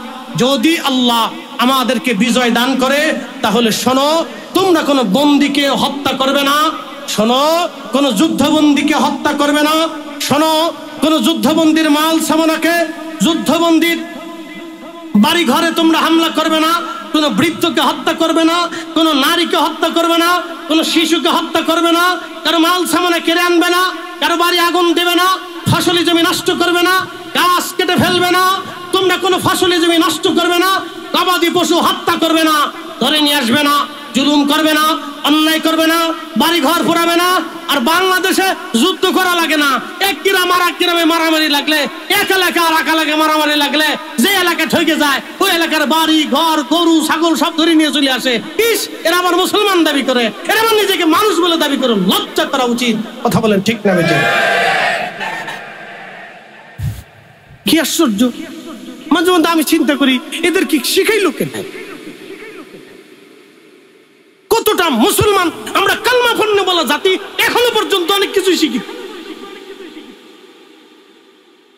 আমরা কালমা পড়নে বলা জাতি, এখনো পর্যন্ত অনেক কিছু শিখিয়ে দিই আল্লাহ।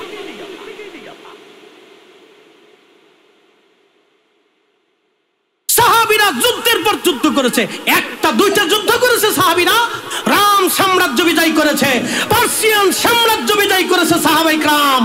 ও সাহাবীদের জীবনে কোনো নারী হত্যার রেকর্ড নাই, সাহাবীদের জিন্দেগিতে কোনো শিশু হত্যার রেকর্ড নাই, সাহাবীদের জিন্দেগিতে কারো বাড়ি ঘরে আগুন দেওয়ার রেকর্ড নাই, সাহাবীদের জিন্দেগিতে কোনো পশু হত্যার রেকর্ড নাই, সাহাবীদের জিন্দেগিতে কোনো মাল সামানা এই বাড়ি ঘর থেকে সাজ করে নিয়ে আসার কোনো রেকর্ড নাই, সাহাবীদের জিন্দেগিতে এইভাবে কোনো নারীকে ধর্ষণ করার রেকর্ড নাই। একসাথে বলবেন আল্লাহু আকবার। জোরে বলেন, জোরে বলেন।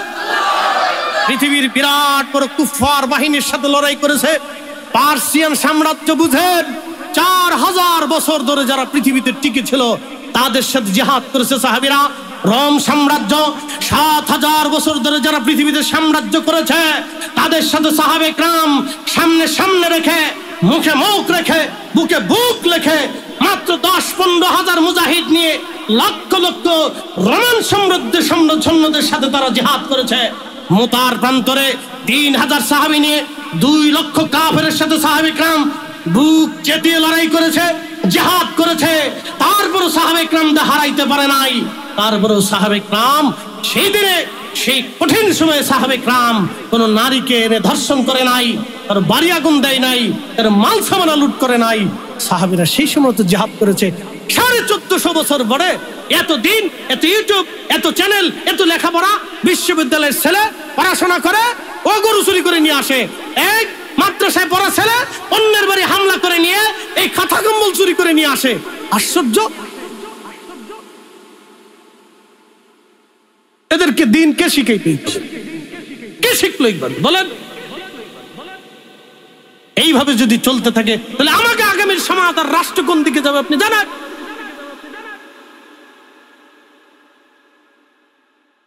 মুসলমান আমাদেরকে শিখতে হবে। বলে কি শিখবো? সাহাবায়ে কেরামের আদলে শিখবো। বলে শিখতে হবে কি শিখবো? রাসূলের আদর্শে শিখতে হবে। কথা বলেন ঠিক না বেটি? নবীর আদর্শে শিখতে হবে আমাদের।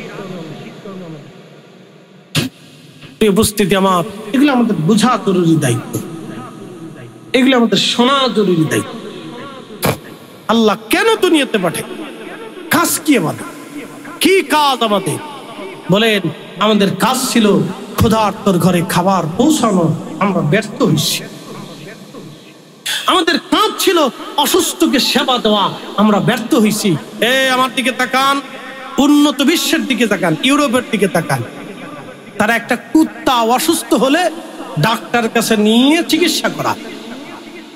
তাদের দেশে একটা কুত্তা আপনি মেরে দেখেন তো, মানুষ তো আরো পরের কথা, আপনি একটা কুকুর মেরে দেখেন, পুলিশ আপনাকে টানতে টানতে ধরে নিয়ে জেলখানার ভিতরে দিয়ে, তুই কুকুর মারলি কেন? তোকে কে মারতে অনুমতি দিয়েছে? সেই সিচুয়েশন থেকে আমাদের সিচুয়েশনে ওরা দেখেন তো, ওরা অনেকে ধর্মকর্মই মানে না, ও ধর্ম বুঝেই না ওরা, কিন্তু ন্যায়ের উপরে নীতির উপরে তারা অটল। অথচ আমরা কলমা পণ্য বলা জাতি এখনো পর্যন্ত মারামারি কইরা আরেকজনের বাড়ি আগুন দিয়ে এরপর খাতা কম্বল, এই সোনা দানা টাকা পয়সা, গরু ছাগল হাঁস মুরগি ভেড়া বকরি চুরি করে নিয়ে আসি, বাড়ির ঘরে ডেকসি পাতিল চুরি করে নিয়ে আসি। লজ্জা করা উচিত, শরম করা উচিত আমাদের।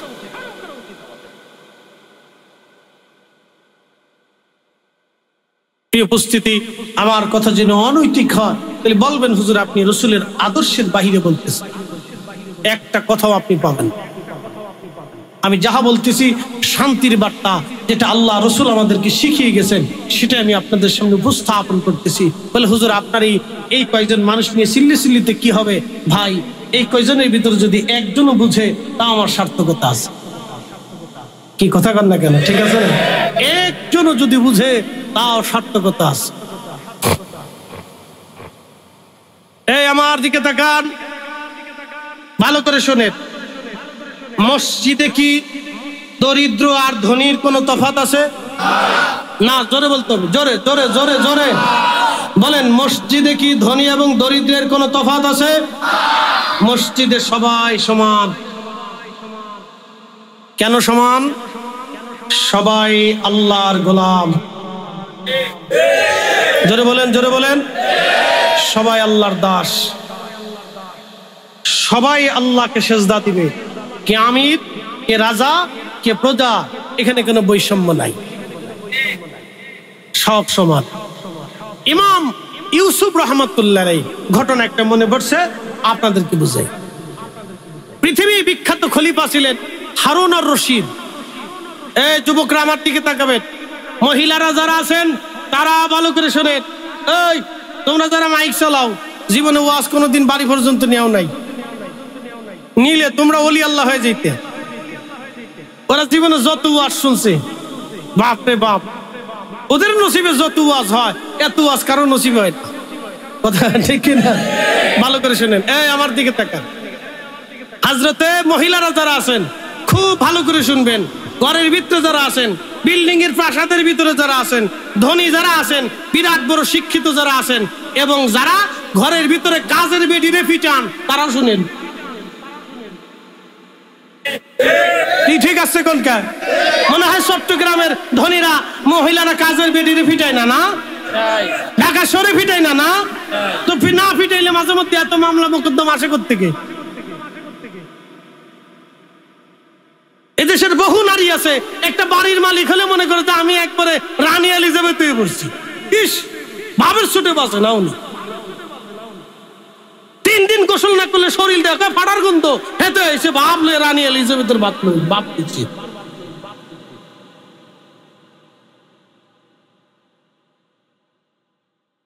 মন খারাপ করবেন না, কথা শক্ত বলতো, না বললে অনেকে বুঝবে না। শিক্ষিত মানুষ যদি মূর্খের চাইতে নিম্ন ধরনের হয়ে যায় তাহলে জাতি অন্ধকারের দিকে নিমজ্জিত হবে। এই জন্য আমাদেরকে কোন ভাষায় কথা বলতে হবে। একসাথে বলেন আল্লাহু আকবার। খলিফা হারুন রশিদ কত বড় খলিফা একটু বুঝাই। বর্তমানে Iran, Iraq, Oman, Yemen, Qatar, Dubai, Kuwait, Bahrain, Saudi Arab, Jordan, মিশর, Lebanon, Libya, Tunisia, Algeria, Nigeria, Sudan, বাকিটার বললাম না। এই 17টা একবারে সর্বনিম্ন ধরেন। বাংলাদেশ কয়টা বাংলাদেশ হবে? কত বাংলাদেশের সমান হবে? এত বড় মিল্লাতের খলিফা হারুন রশিদ তার স্ত্রী খেলাফতের অর্থ দিয়া কখনো নিজে খেতেন না, বাজার করতেন না, খাইতেন না। তিনি টুপি বানাইতেন, টুপি সেলাই করে টুপি বিক্রি করে যেই টাকা আসতো ওই টাকা দিয়ে বাজার করে যাহা আসতো, রুটি হলে রুটি খেতেন, না হলে খেজুর খেতেন, না হলে না খেয়ে থাকতেন। আসতে হয়ে গেল না? জোরে বলেন, জোরে বলেন। আর এমন এক নারী ছিল জীবনে তাহাজ্জুদ কাজা করে নাই। আর আমরা দেশের বহু বেডি আছে, বহু নারী আছে 6 মাসে ওযু করে না। বলে ওযু করব কেমনে? কতটা আটা দলে, কতটা লিপস্টিক দলে, কি করে না করে এই জানে। কষ্ট হইতেছে আপনাদের? বাড়ি গেলে আজকে খাওয়ার নাই, কই হুজুরি ওয়াশরুম লেখা চলে আসবো না। প্রিয় মা বোনেরা, খুবই মনোযোগের সাথে শুনবেন। সেই খলিফা হারুন রশিদের স্ত্রীর নাম ছিল জুবাইদা। নাম কি? জুবাইদা। যদি কোনোদিন হজে যান, আরাফাতের মাঠে যাবেন। আরাফাতের মাঠ, এই আরাফাতের মাঠ পর্যন্ত একটা নহর 25 মাইল দূর থেকে, ঝর্ণা থেকে একটা নহর টেনে এনেছেন তিনি। একটা নহর নালা তৈরি করে দিয়েছেন, ড্রেন। সেই জমানাতে 25 মাইল দূরে, আপনি গেছিলেন না? একবারে 25 মাইল দূর থেকে একটা নহর আনা হয়েছে। এই নহরের নাম হলো জুবাইদা, নহরে জুবাইদা। হযরতে জুবাইদা রাহমাতুল্লাহ আলাইহা, তিনি সেই মহিয়সী নারী। লক্ষ লক্ষ কোটি কোটি হাজীদের জন্য তিনি শত শত বছর ধরে তার খেদমত চলমান ছিল। শত শত বছর ধরে তার খেদমত চলমান ছিল। আরাফাতের হাজীদের যাতে পানির কষ্ট না হয় সেই জন্য তিনি নহর বানিয়ে দিয়েছিলেন। নহরের নাম নহরে জুবাইদা। তিনি হজ করতে এসে আরাফাতের মাঠে আসার পরে দেখলেন হাজীদের বিরাট বড় কষ্ট হয়। তখন এই জুবাইদা রহমতুল্লাহ আলাইহা তিনি বললেন, বাদশাহ, আল্লাহ আমাকে এই দুনিয়ার সাম্রাজ্যী বানিয়েছেন, আল্লাহ আমাকে মুসলিম মিল্লাতের সাম্রাজ্যী বানিয়েছেন, আপনাকে খলিফাতুল মুসলিমিন বানিয়েছেন। এরা আল্লাহর মেহমান, এরা আরাফাতের মাঠে আসে। আমি একটা খেদমত তাদের জন্য করে দিতে চাই। আমি একটা নহর তৈরি করব। এই নহরটা ঝর্ণা থেকে, সাগর থেকে নহর আসবে। এই পানিগুলি হাজিরা আরাফাতের মাঠে তারা ভক্ষণ করবে যাতে তাদের কষ্ট না হয়। সে আরাফাতের হাজীদের জন্য তিনি নহর বানিয়েছিলেন, নাম নহরে জুবাইদা। এখনো সেই নহর আছে। একবার জোরে বলবেন কি মারহাবা। আর আমার দেশের নারীরা প্রতিবেশীরে খাবারও দিতে চায় না, ভিক্ষা দিতে চায় না, শাশুড়িরে খাবার দেয় না। কত বড় খারাপ চিন্তা করতে পারছি। আমার দেশের কত নারী আছে শাশুড়িরে পর্যন্ত খাবার দিতে চায় না, শ্বশুরের পাতে ভাত বাড়তে চায় না, গরিব মানুষে এই দান করতে চায় না। ও মা বোনরা, মনে কষ্ট নিবেন না। মা আমার, বোন আমার, আপনাদের উদ্দেশ্যে কথা না বললেই হবে না। কিছু কিছুর জন্য বলতেছি, সবাই না। আবার অনেকেই আছে অত্যন্ত ভালো। ভালো তো ভালো, অনেক ভালো। আল্লাহ তাদের হায়াতের মধ্যে বরকত দিক, আমরা দোয়া করি। হযরত খলিফা হারুনুর রশিদ রাহমাতুল্লাহ আলাইহির স্ত্রী জুবাইদার সাথে একদিন মনোমালিন্য হলো। মনোমালিন্য হয়ে যাওয়ার পরে হতেই তো পারে এক জায়গায় দুইজন থাকেন, মনোমালিন্য হয়ে গেছে খলিফার বিবির মধ্যে। দুইজনের মনোমালিন্য হয়ে যাওয়ার পরে খলিফা হারুনুর রশিদ বলে দিলেন, জুবাইদারে, এই মাগরিবের আজানের আগ পর্যন্ত যদি আমার রাজ্যের সীমানার বাহিরে যেতে না পারো, তাহলে জুবাইদা তোমাকে আমি 3 তালাক দিয়ে দিলাম। শোনেন, খলিফা স্ত্রীও খুব মারাত্মক বিবি, তাহাজ্জুদ গুজারি বিবি। বুঝতেছেন তার খাবার কত হালাল ছিল, রাষ্ট্রের খাবার খাইতো না, কারণ তার নীতি ছিল এই রাষ্ট্রের খাবারের ভিতরে গরিব মানুষের রক্ত লেগে থাকে। আচ্ছা, রাষ্ট্রের খাবার যারা খাবেন একটু বুঝে সুঝে খায়। ইস, খালি ঠিক না, বুঝে খায়েন, যেই দলেরই হন বুঝে সুঝে রাষ্ট্রের খাবারটা খায়। হ্যাঁ, আমার কথা সহজ ভাই, সহজ হিসাব বলে দিচ্ছি। রাষ্ট্রের অর্থের ভিতরে গরিব মানুষের ঘাম লেগে থাকে, রক্ত লেগে থাকে, দরিদ্রদের রক্ত লাগা থাকে, অন্ধদের রক্ত লাগা থাকে, এই পরিশ্রমী মানুষের ট্যাক্সের টাকা থাকে, গরিব মানুষের ভাগ থাকে, অন্ধের ভাগ থাকে, ল্যাংড়ার ভাগ থাকে, দরিদ্রের ভাগ থাকে, অসুস্থের ভাগ থাকে, আর সর্বহারা মানুষের ভাগ থাকে, ফকির মিসকিনের ভাগ থাকে, পাগলের ভাগ থাকে। খাওয়ার আগে হিসাব করে খান যে আপনি কি টাকা খান না রক্ত খান, বুঝে তারপরে খায়। হিসাব সহজ, একবারে সহজ করে দিছি। সারা রাত ধরে কোরআনের তাফসীর করি নাই, এক কথাই বলে দিছি 30 সেকেন্ডে। যেটা খাবেন হিসাব করে খান। মেহেশ্বরের মাঠে দাঁড়াইতে হবে, কিন্তু মনে রেখে কাফনের কোনো পকেট নাই। একা আসছেন, একা চলে যান, হিসাব কিতাব সহ। 3 হাত জমিন বরাদ্দ, 1 ইঞ্চি বেশি পাবেন না। 3টা কাফনের কাপড় বরাদ্দ, 1 টুকরা বেশি হবে না। মনোযোগ। খলিফা তো বলে ফেলছে, তুমি যদি আমার এই রাজ্যের খেলাফতের সীমানার বাহিরে না যেতে পারো তো 3 তালাক। আচ্ছা বলেন তো, এ তো বিরাট সাম্রাজ্য, কি করে উনি যাবে? আপনি বিমান দিয়েও তো যেতে পারবেন না। বিমান ছিল, আর তখন তো বিমানও ছিল না। তখন ছিল বিশ্ববিখ্যাত ইমাম ইউসুফ রহিমাহুল্লাহ, ইমামুল আজমের ছাত্র। একসাথে বলবেন না মারহাবা। ইমাম আবু ইউসুফ ইমাম আজমের ছাত্র, ইমাম আজম ইব্রাহিম নখীর ছাত্র, তিনি হযরত আব্দুল্লাহ ইবনে মাসউদের ছাত্র, তিনি রাহমাতুল লিল আলামিনের ছাত্র, আর তিনি রব্বুল আলামিনের ছাত্র, আল্লাহর ছাত্র। নবীজির ছাত্র হযরত আব্দুল্লাহ ইবনে মাসউদ, তিনার ছাত্র ইব্রাহিম নখী, তিনার ছাত্র ইমামুল আজম আবু হানিফা, তিনার ছাত্র ইমাম আবু ইউসুফ রাহিমাহুল্লাহ। একসাথে বলবেন না মারহাবা। একবার সনদ বলে দিলাম, চলবে? চলবে না বাড়ি চলে যাবেন? আর একটু চলুন, 10টা মিনিট চলবে না? না, ঘুমাই কেরা, ঘুমাই কেরা, হাত উঁচা করেন তো, জোরে জোরে জোরে জোরে। চলবে, ফজর পর্যন্ত চলবে। হ্যাঁ হ্যাঁ, ঠিক আছে, থাকা লাগবে না। আপনার যে কইছেন চলবে, আল্লাহ লিখে ফেলছে। আলহামদুলিল্লাহ, মারহাবা কোন। নিয়ত করছেন, আল্লাহ লিখে ফেলছে। নিয়ত করার সাথে আল্লাহ লিখে ফেলছে। সারা রাতের নেকি আজকে হয়ে গেছে। আলহামদুলিল্লাহ, মারহাবা কোন। আমি দেই নাই, আমার দেওয়ার অধিকার নাই, উনি দিছেন। যিনি আপনারা এখানে নিয়ে আসছেন তিনি দিছেন। যিনি আকাশের সূর্যের ব্যবস্থা করেছেন উনি দিছেন। যিনি জমিনকে সিক্ত করেছেন উনি দিয়েছেন। ওনার কোনো অভাব টভাব নাই। উনি খয়রাতি না, ভিখারি না। উনি হচ্ছেন সর্বকুলের সর্বসময়ের মহামালিক, মালিকুল মুলক। তুতিল মুলকা মান তাশাউ ওয়া তানজিউল মুলকা মিম্মান তাশাউ ওয়া তুইজ্জু মান তাশাউ ওয়া তুযিল্লু মান তাশাউ। তিনি সব দেন, তিনি রাজত্ব দেন, তিনি ছিনিয়ে নেন, তিনি ইজ্জত দেন, তিনি ছিনিয়ে নেন, তিনি রিজিক দেন, তিনি ছিনিয়ে নেন, তিনি ধনী বানান, তিনি দরিদ্র বানান, তিনি ভিখারি বানান, তিনি অসুস্থ বানান, তিনি সুস্থ বানান, তিনি সব দেন। তিনি হায়াত দেন, তিনি মৃত্যু দেন। আমরা ওনার মুখাপেক্ষী। এ কথা শেষ, ওয়াজ শেষ, ভালো করে শুনেন। মহিলারা কি আসে না ফলাই চলে গেল? যে শাল্টিং দিছি আজকে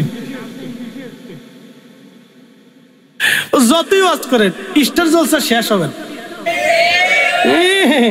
খালি ঠিক নাম দিছে বিসমিল্লাহ চটপটি হাউস। বাপ রে বাপ, যে এমনি খায় তার হিসেব নাই। খুব মনোযোগ দিয়ে শুনে যাবেন।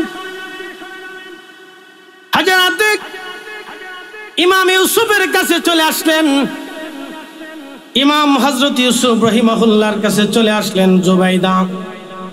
এসে বললেন, ইমাম, আমার স্বামী বলে ফেলেছেন আগামী আজকের দিনের সূর্য ডোবার ভিতরে যদি আমি তার খেলাফতের সীমানার বাহিরে না যাই তাহলে আমাকে 3 তালাক তিনি দিয়েছেন।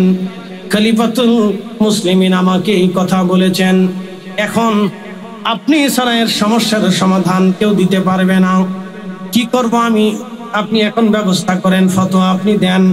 বিশ্ববিখ্যাত ইমাম আবু ইউসুফ রাহিমাহুল্লাহ, আল্লাহু আকবার, অনেক বড় আলেম ছিলেন, অনেক বড় ফকিহ ছিলেন তিনি।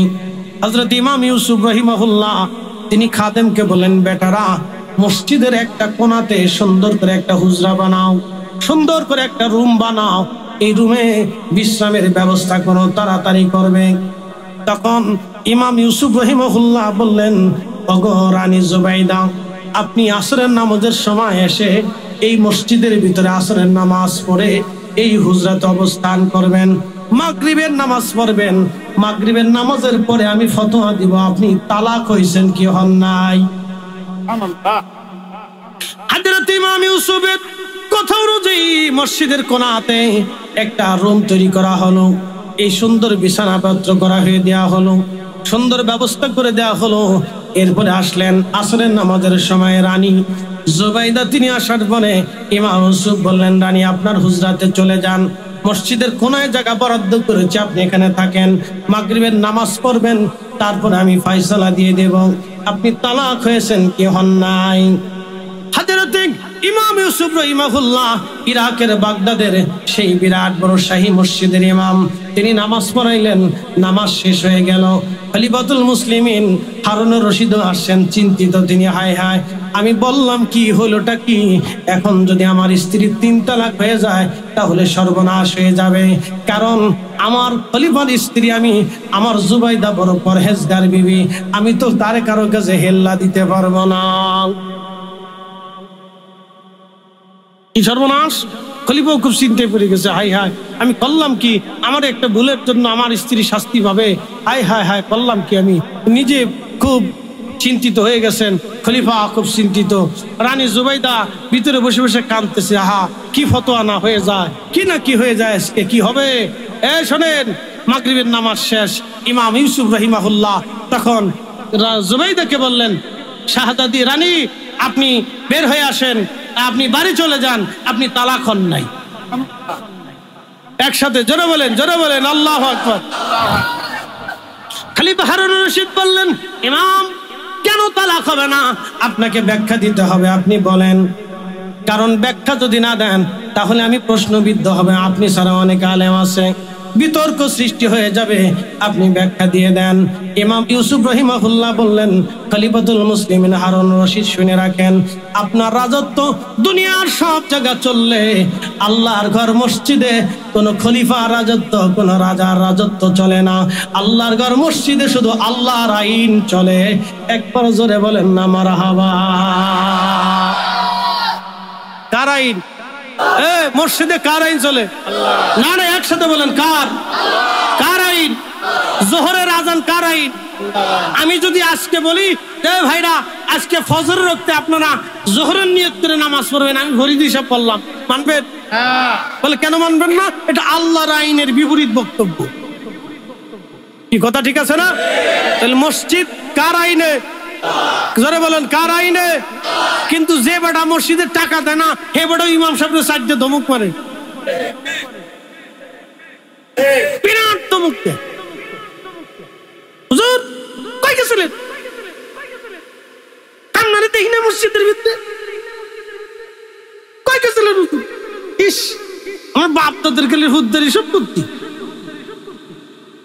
লজ্জা করে না? ইমাম সাহেবরে দিয়ে, মুয়াজ্জিন সাহেবরে দিয়ে, খাদেম সাহেবরে দিয়ে খালি বাথরুম পরিষ্কার করাবেন, নিজের হাত কি আসমানে বরাদ্দ রাখছেন নাকি?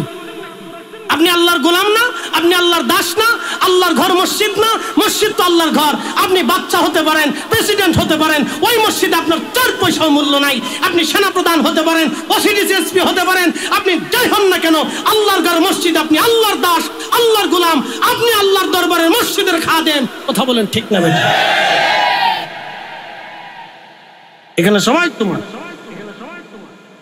প্রেসিডেন্ট হতে যদি হয়, তাও তাকে নিজে হাতে মসজিদের বাথরুম পরিষ্কার করা জরুরি। প্রধানমন্ত্রী হলেও তাকে মসজিদে এই বাথরুম পরিষ্কার করা জরুরি। উপস্থিতি আমার, আর আলোচনা বাড়াবো না।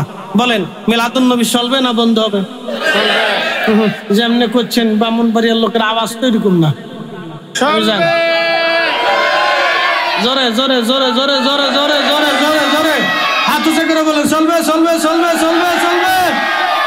কারো ফতোয়ায় আমরা বন্ধ করব, কারো ফতোয়ায় বন্ধ হবে, কারো চোখ রাঙানিতে বন্ধ হবে, কারো ফতোয়ায় বন্ধ হবে, কারো চোখ রাঙানিতে বন্ধ হবে, কারো বেদাতের ফতোয়ায় বন্ধ হবে।